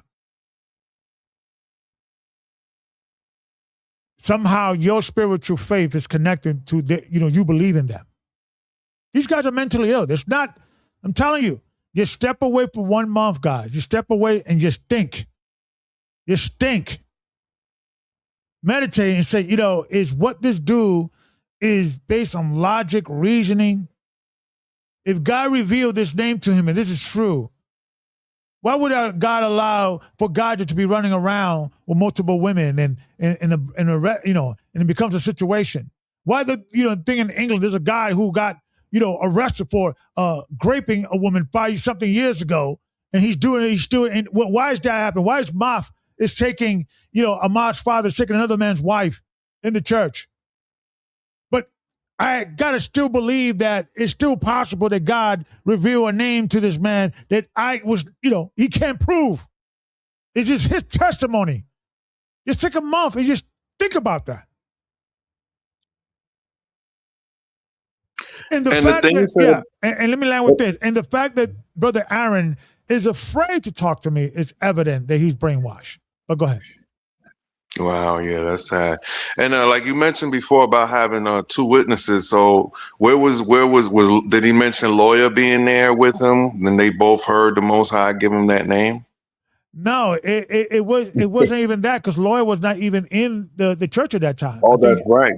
It was he already had the name before Lawyer. I think it was Shapat and all that. But I think the way he views it is because they found it.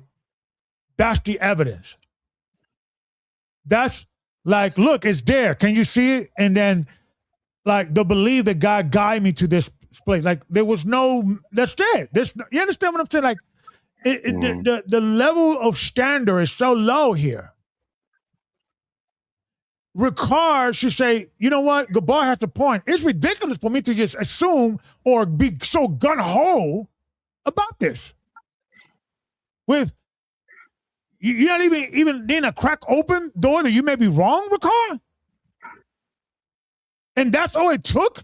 No revelation? And trust me, what's probably going to happen, he's going to probably double down and maybe he'll start like retelling the story in a more magical way. I'm telling you, that's what's going to happen. Before you know it, like, yeah, I was walking on water, Gabar. I heard a voice and I heard it, bro. I heard it, man. I'm telling you, that's what they do. They just start doubling down. And before you know it, that's why for guys like Ricard, the way his intervention, and I need everybody's help with this. Anytime you catch him in a lie or you catch him saying something, hold it, clip it, because you're probably going to find him saying something else contradicting himself. And then you hold that. And you start forming a folder of all his contradiction, and you send it out to the world and show them, like, okay, yeah, he did say this, but now he's saying this. He said this, but now he's saying this. He said this, but now he's saying this. Because eventually, only time is going to destroy him. Only time of the people getting sick and tired of him mispredicting stuff. He said it's about 3 other presidents, Ricard. What else? Like how long it's going to be in the 70s? I don't know. I don't know how far this ridiculous notion is going to continue until people realize, it's been like 20 years. Nothing has happened. This dude been talking about something that's going to happen any day now for like 20 years. It will be another 20 years because he's been doing it for already 20 years. And like me, not really. Like, why I didn't see that sooner? Like, why I didn't recognize that? Because I used to complain about it. Wild. But anyway,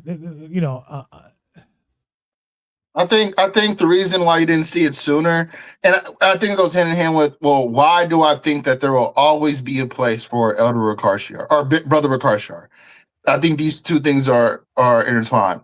And the answer to that is, well, as long as people have trauma, as long as people hate the world they're in, there's going to always be this longing for answers. Yeah. And what better answer than that everything that you're feeling is because you're this special person, and that now that you're this special person, listen to me and I can help you navigate this. I think there's always going to be a niche for that. And it's like until we can find this spiritual maturity, it's like the whole thing with Peter. Had Peter never experienced that, he would have always believed, he would have never denied Christ until the time actually came, and then that blind spot was manifested. He could identify that deficiency and then grow from that. So that's Yeah. ultimately kind of like the process we all got to take. But I think there's always going to be a place for Brother Ricard in today's climate. Yeah. So we have to, because what happened is we start focusing not. The problem, the symptom, is Ricard the symptom or the problem? Is he the creator? Like, in other words, like, what came first? A dumbed down, ignorant, gullible population? Or these leaders? Yeah, that's what I'm saying. Like, I would have to say, I would say he's the product. You say he's the product of that community. Yeah, he's a product of but you understand when you say the community was constructed through like different things. So it's not just the community. How did the community come out? So I guess when you would say the community, you would say Alpha Bivens, right? And then I'm talking about the much larger Black, Latino, Native American, indigenous people in America. Our experience, we produced this. This came out of our community. For sure, right? For sure. He's a product. He's a product from that, for sure. Yeah. And the 12 disciple chart. Right. And it's like, we make fun of this, but these people also are suffering from trauma because they're not happy with their life, or they got trauma and hate and reflection and say, oh yeah, it's Esau's fault for everything, right? And they are a product. They just are playing the leadership in this delusion, right? The followers are delusional. The leaders are delusional. And the question is, how can we start turning the tide, how can we fix it? Do we get rid of this guy? These guys? Do we expose these guys? Do we try to make the next generation smarter, more intelligent? I don't know the answer, but we need to talk about it. Yeah. If you were to ask me that question, I would say, because it's kind of like what you said. It's like when you hear the conviction in his voice. So actually, I had experience. I don't know if you know Brother Yachty from ex-Sakari, but he started Masada. And before he started that, when he was in Sakari, I saw him and I said, man, I disagree with you with water baptism, and I disagree with you that all Israelites are going to be saved. Yeah. And so he allowed me to, he was like, yeah, I want to record this, put on my YouTube channel. I was like, cool. So I did pretty good as far as showing him that all Israel is not going to be saved. Even the comment section was like, okay, like the brother with the glasses made sense. I was like, okay, cool. But then when he went into water baptism, and I was laying out my evidence for it in the scriptures, and he was very confident. Like the guy, like you said, they're very confident. Yeah. And he gave his understanding of it. I was like, it don't make sense. And he was like, well, this is the way it has to be, because if it's not, then everything I've been teaching would just be a lie. And so that's what I want to emphasize, because these people are so stuck in their ways to where it's like, if they try to repent from it, or if they try to get out that delusion, it's like it crumbles their whole world. So right. I don't think that we can change their mind. I think that what'll be better effort spent is if we can organize something to where we're influencing people to operate with higher school learning, operate from being attracted to cults, operating in the things that we're laying out. So I don't think it's about changing a person's mind. I think it's about people that have not. Yeah. But I think with Gabar, you had mentioned that's like a narcissistic behavior anyway, right? Yeah, it's like, how is it a community that needs the best qualified people have the most least qualified people representing them? That's the crazy thing. We need the best of the best of the best. For some odd reason, we end up with these clowns, with all due respect. With these delusional people. Well, I mean, brother, okay, so it's like we got to think about it. Like, we're in America. So I live in Texas. So it's like, before the One West community, I'll grant them this. I never heard in the Christian church. I always thought it was ham. If you was to put me in just traditional Christendom, I always thought it was ham. So it's like, listen, I don't know what it was. I'm Dominican. I don't know what we were. I used to ask my mom, like, where were we in the Bible? Seriously, I was like, so it's like only when I came to this community did I read the Xanderbond, and the Xanderbond says the Negro is not a part of him. So if we're saying like, why don't we have the best help? Because nobody cares about us, and because of that, you kind of I don't know. It's just bless their hearts. It's the best we got, but now there is something that's starting to rile us up to where now we can move past this. We can transcend past this whole like cultism, and then transcend that, and then operate in a more refined discipleship. But nobody's going to help us. Like where was the rabbis? Like, for example, all these discussions now with these different people, where were they before the One West community? Nobody was talking to black folks about anything. You know, we were just niggas and Hamites. So nobody really cares about us. Right. So that's why I believe every black man, every Hispanic man, Native American, whatever, indigenous people that sees something wrong with your community, go to school to learn that thing, whatever that means, and take it back and use those skills to help your community. And now that is easier more than ever. People can come up with their own major. Like if I had real money and I had like time, I would create a PhD in One West theology, history, like a whole course. You understand what I'm saying? To look at that history and educate people. How can your children, your sons and daughters can get caught up with these type of cults, and how to protect your children from these cults. And we have to take this seriously. I think making fun of them or calling them clowns and all that, is not going to do anything. I think it's like I said, we need help. We need the best minds. We just need, and I was telling, there was one gentleman, I was like, okay, he finally left the church and he was thinking about it. I was like, okay, you ready? You ready to fight? Maybe I said, well, listen, take some time off, take a month or two, but because he had something I needed from him. He had some talents and skills. So it's one of those things, man, that we need whole hands on deck because nobody's coming to help us. And I'm trying. There's one brother Mike. I've been trying to interview him. He's putting a book together. He has a 12-step program. He's a survivor for alcohol abuse. He has a powerful message, and I'm going to be promoting. I want to promote his channel and his movement and his book because we need all of us, man. We need all of us. And you're right, because no one's going to come. We need ideas. I limited with my resources. I'm doing my best trying to talk to people, have these conversations. But I don't have all the answers. But all the answers, all I know, I'm not gonna stop talking about this.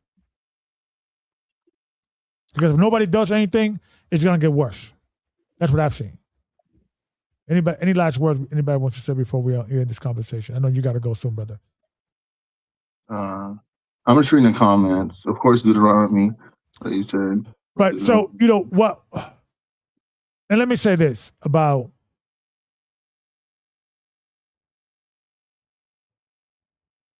how could we turn this around? Get yourself educated. And I'm going to start doing workshops and conversations in how to deal with people in cults, how to deal with people in this type of mindset. Because if nobody's going to come get us and help us, we have to educate ourselves. And I think everybody should engage because within the Black and Latino community, we have somebody caught up in these racist groups. We have an uncle, a cousin, a father, a son. Call me. Let's have a conversation. Let's unite. Let's maybe we could talk to them. Maybe I could give you some ideas. Maybe you have some ideas that I could use in some other situation. We are all survivors, and we have to talk. We have to treat this thing as that. People have got in planes. People have gotten into a situation that they are left spouses over this. There's one brother right now in New Jersey. He can't see his kids because, he got suspended or some crazy nonsense because the wife is still in the church. This is retarded. I'm hearing Deacon Aaron is not allowing people to get married without his permission. He's becoming like a tyrant. And this is what happened. And it's not that Deacon Aaron's an evil person. He just wants to protect the church from the spirits and the goblins and the demons. And, he's just going through the motions of being a cult leader. But he doesn't know he's a cult leader. And that's what happened when cult leaders get attacked. They tighten up the rope. They tighten up the belt.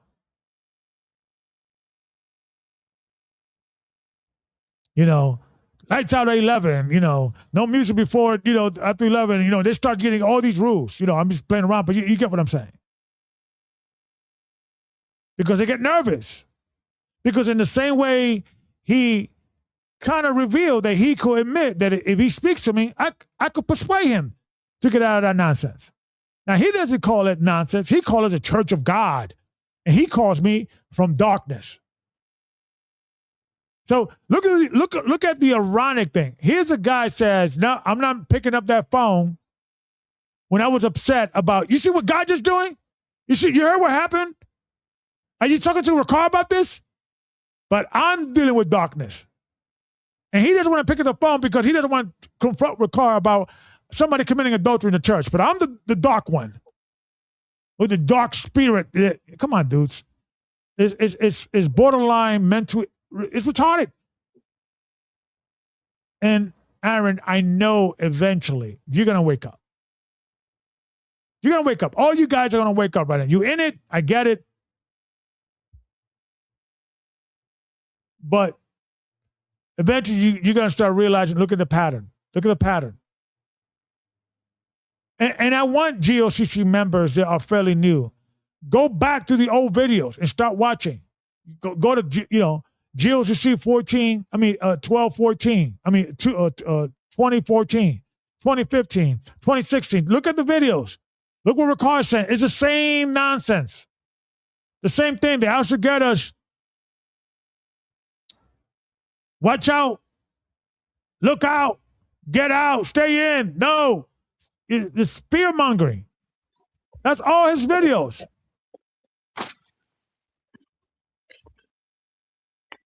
Iran situation got him looking crazy right now, though.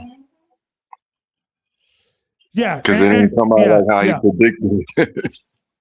Exactly. And so a lot of the new members don't even know that he predicted Obama was going to be the last president.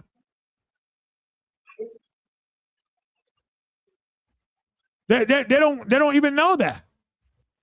Because Rawchaa, that's what he does. He's trying to bury stuff. But the fact that he deliberately edited a video about the name is because the people are coming up to him and asking him questions. And that's good. I know there's people in the church that know I'm right, but they don't want to leave. Okay, if I'm right, help us. Catch them in these lies. Send me stuff. A lot of you guys are already doing that. I'll cover your identity and all that. But if you in it and you agree with me, like Deacon Aaron, you was agreeing with me, remember? Yeah, Elder, I know. Oh, Logic had a comment. Go ahead. What he said. Says, Mingo and God's Way, are you going to touch on how they also stopped before verse 15 and chapter 3 of Exodus and didn't address it directly? Of course, they're always going to stop, but because that's not the point. They don't know Hebrew. They're going to stay in the English language. They're going to yell about, he asked him his name.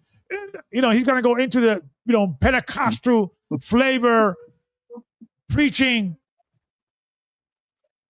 You know what I mean? You're reading a translation, and he asked him his name, and that's the name, singular. And he's so. This is Western theology, man. It is pseudo to the core, man. We can't have an intellectual. They get all upset and mad, and the name right there. You can't deny that. Dude, stupid, please stop being so stupid, Ricard. You're making other people stupid. You're getting all emotional. If you're right, you should not get all emotional. If you're right, you should be able to take this debate, and we don't have to go into a higher. Prove to me, beyond reasonable doubt, that the name mentioned in the Bible, given by God, because if you continue reading, it says, moreover, I, the Lord God, am the Lord God of Abraham, Isaac, and Jacob. This is my memorial, my name forever. You skip that part too. You skip all the commentary about Yavad and Yawad and Haya is different different vowels having different functions. You're gonna ignore all that. You're gonna ignore that the academia knows this. They have commentary about this. This is not news. This is okay. Everybody calm down. But look, he asked his name. He asked his name. That was his name. He asked his name like, dude, what are you, 3? We need logical, reasonable elders and leaders and men to have these conversations and not getting all excited. I found something new, like a little kid. What are you, 12?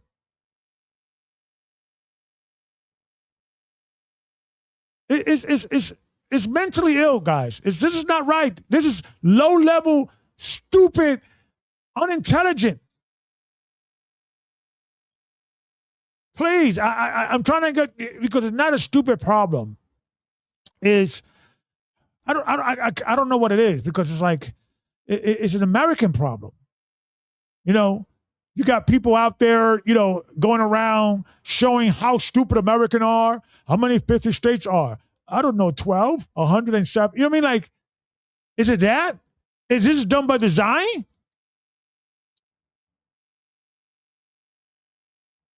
And we have to put ourselves our differences, because this is the problem that I have with the Christian community sometimes, or other people going out, you know, like the Christian community. They will argue with these Israelites about the Trinity, which it serves no purpose to help these people from their crazy delusional teachings. But the problem is that Christians are delusional. Catholics are delusional.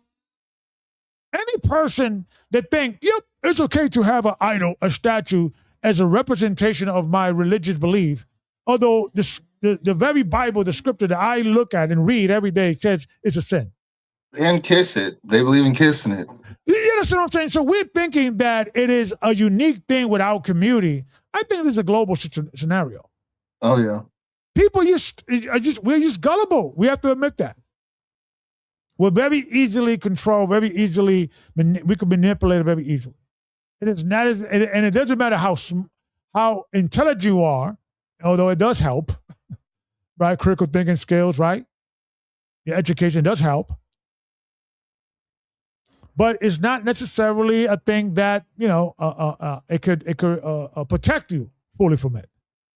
I think where education kind of falls in, it'll kind of like jumpstart the recovery process in regards to like not having it. Then you gotta do more to get out of it, kind of thing. Yeah. Do you still have to go? I don't want you to forget the time. Are you still good? Oh yeah, I gotta get ready. I gotta get ready to go. Okay. Well, I don't want to end the podcast. So what I'll do is no, don't do that. I would get you out, and from my end, and then you just, and then once I end it, then you know you'll be good that way. Okay. So don't just keep it on, and then I'll take care of it. And we have to figure that out. We have to, you know, because I know we can screwing that up. So, Brother Danny, thank you for joining us, man. I'm probably gonna do something tomorrow. I'll keep you posted. See if I can come up. I'm probably gonna interview somebody, but you know what? We'll keep you posted. Okay, sounds good. Bye, guys. Shalom, Brother Daniel. Shalom. Shalom. Thank you, Brother Dan. You know, let me do this. Okay, okay. So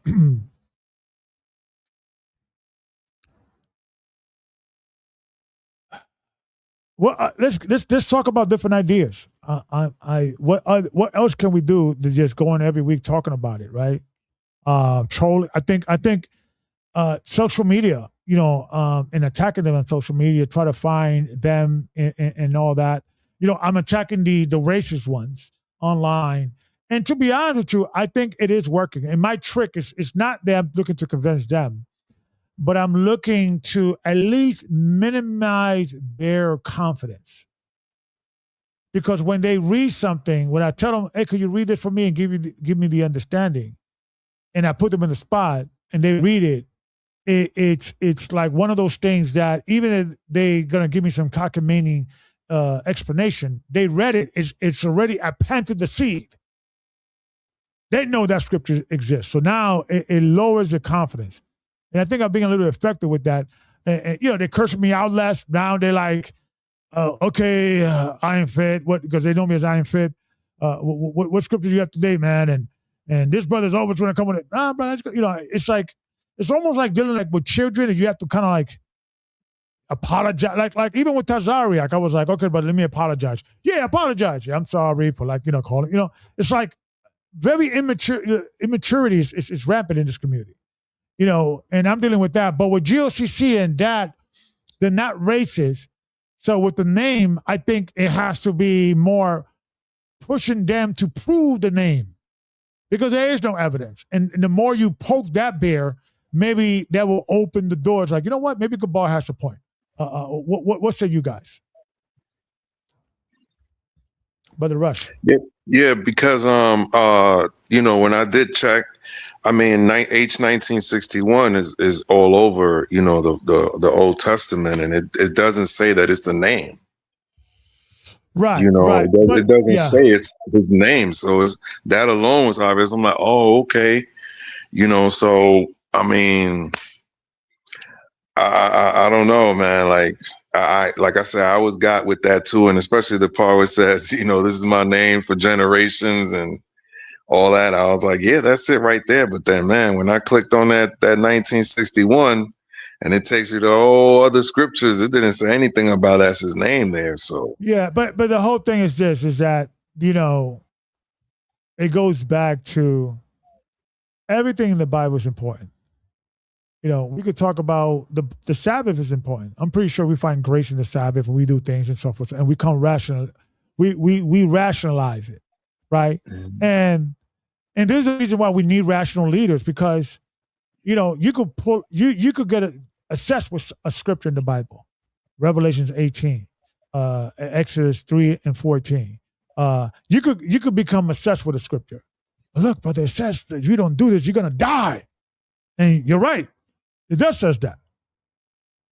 But we have to understand that we lost a lot of information, and we got to give ourselves some grace that certain doctrines are not going to be 100% known. Certain things are going to be lost. But the name of Christ was never lost. The name of Christ was never in controversy. The name of God was never lost. And the name of God was never part of controversy. The only problem or the only argument is the pronunciation. But that was always God's name, until this guy came along. And guys, GOCC is not as big as you think it is. It's on your mind, because that's all you watch. That's your context. It gives you this like this the world evolved around us mentality, but it doesn't.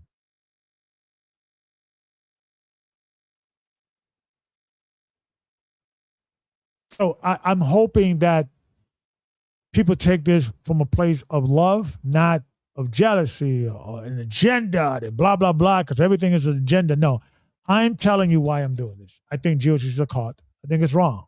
I think Ricard's wrong for predicting stuff that is not coming to pass, because it's just keeping people in danger, and he doesn't understand that his words has power, has value, has weight.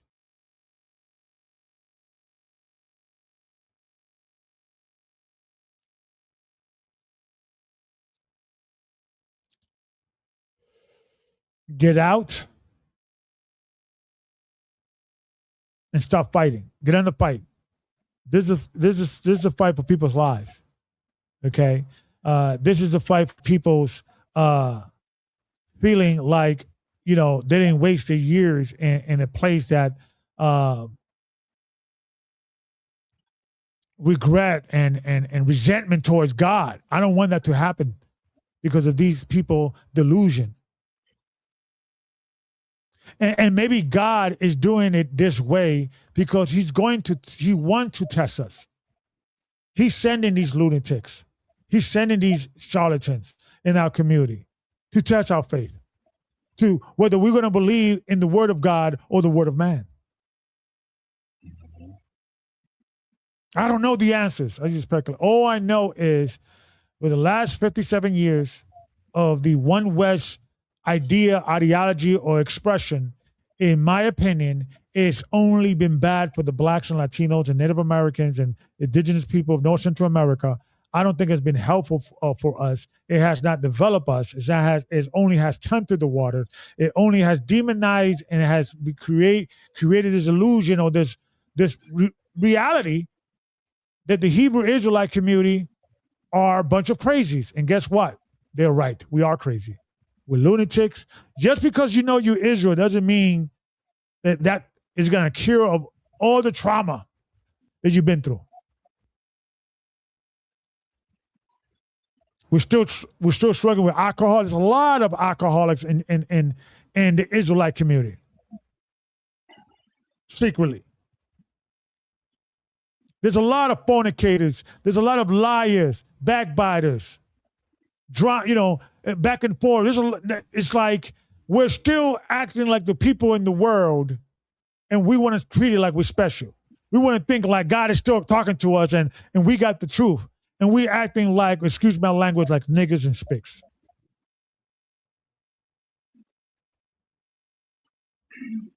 And we think God is talking to us and revealing stuff to us.